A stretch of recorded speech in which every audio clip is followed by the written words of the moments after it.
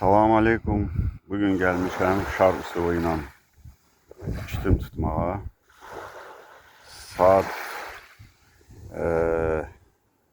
5'te gelmişəm.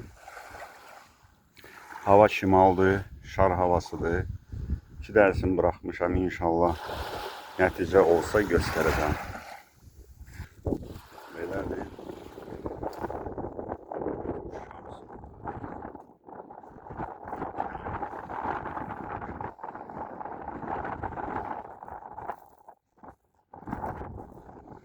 Küləklər şimal bənzər. Belə. İnşallah hardasa 300-400 metr şöyle o məsafədə balıq vuracaq. Yoxsa yox. Gözləyirik. Deməli saat 10'da bir dənə vuruş oldu.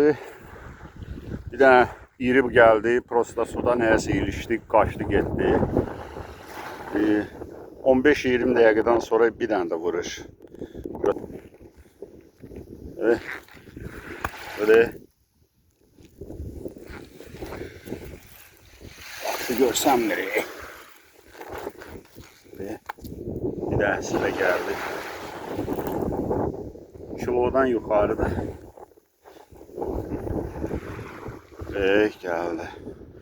Şimdi böyle. Şimdi böyle.